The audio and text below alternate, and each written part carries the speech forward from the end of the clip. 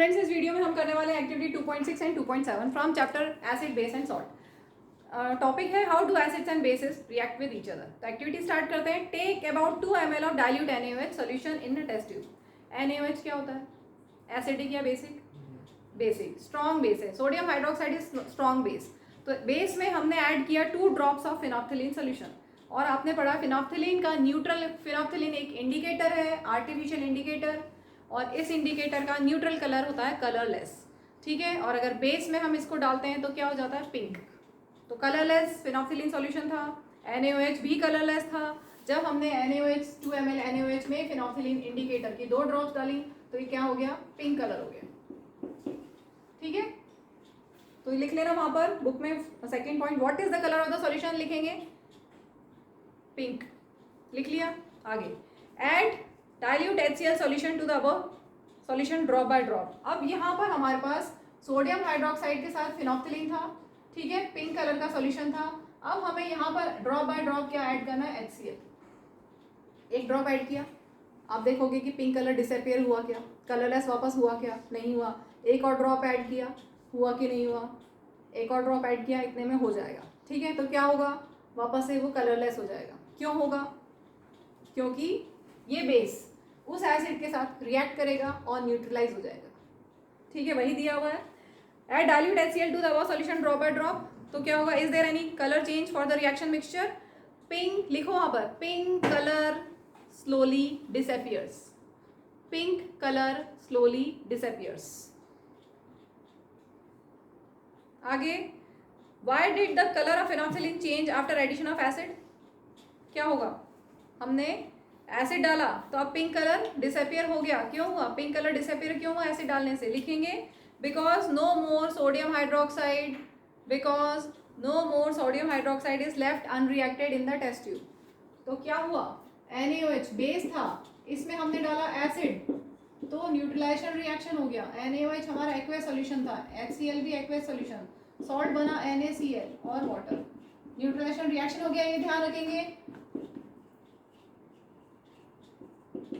Neutralisation reaction is exothermic. इस reaction में heat release होगी, एक्सोथर्मिक इन नेचर। अब इसके बाद क्या हुआ? न्यूट्रलाइजेशन हो गया, सॉल्ट और वाटर बन गया। इसके बाद क्या दिया है? Add few drops of NaOH to the above mixture. अब हम इसमें फिर से इस मिक्सचर में, ये बन चुका है हमारे पास, अब हम इसमें फिर से फ्यू ड्रॉप्स ऑफ, क्या डाला हमने? Few drops of NaOH। तो अब कैसा हो गया है सॉल्यूशन? फिर से ये बेसिक हो गया।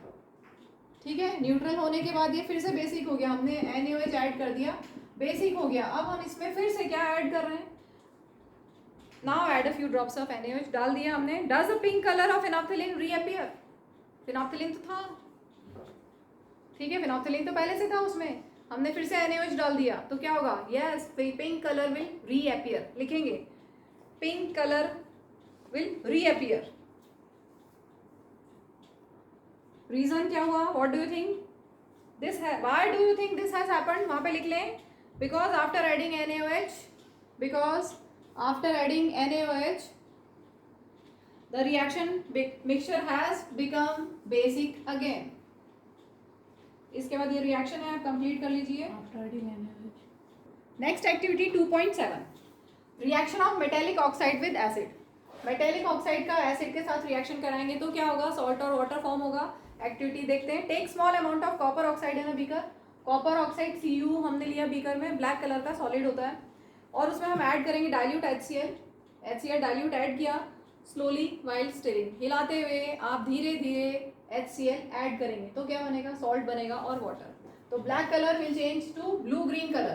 क्या बनेगा? कॉपर क्लोराइड CuCl2 और साथ में वाटर। ठीक है। कॉपर क्लोराइड सॉल्ट बन गया और वाटर बना। You will notice that the colour of solution becomes blue green and copper oxide dissolves. ठीक है। कॉपर ऑक्साइड डिसॉल्व हो गया, ये आपके पास एक्वेस सॉल्यूशन हो गया। The blue green color of solution is due to formation of copper 2 chloride in the reaction mixture। Copper की variable valency होती है Cu2+, Cu+ होता है क्यूप्रस, Cu2+ होता है क्यूप्रिक। ठीक है। तो यहाँ पर क्यूप्रिक क्लोराइड की जगह कॉपर 2 क्लोराइड लिखा हुआ है, मतलब कॉपर की वैलेंसी 2 है यहाँ पर। ठीक है, तो इसलिए CuCl2 बनेगा, Cu की वैलेंसी 2, Cl की 1, तो क्रिस क्रॉस करोगे तो CuCl2 कॉपर क्लोराइड फॉर्म हुआ। तो जनरल रिएक्शन हमने लिख दिया और पूरा रिएक्शन भी लिख दिया। हम बढ़ते हैं आगे बुक में। Right this reaction and balance this. Balance है क्या, ये चेक करें। बैलेंस नहीं है, इसको बैलेंस कर दें। यहाँ Cl2 है तो 2 डाल दें, अब हो गई बैलेंस हो गई। अब इसके बाद since metallic oxides react with acid to give salt and water similar to the reaction of a base with acid, metallic oxides are said to be basic oxides. तो मेटेलिक ऑक्साइड एसिड के साथ react करके क्या बना रहा है, salt बना रहा है। Metallic oxide react with acid to give salt and water similar to reaction of base with acid. अगर यहाँ पे बेस होता और ये एसिड होता तो क्या बनता, सॉल्ट एंड वाटर। यस बनेगा। तो इसका मतलब क्या हुआ, ये जो सॉल्ट है ये कैसा है हमारा,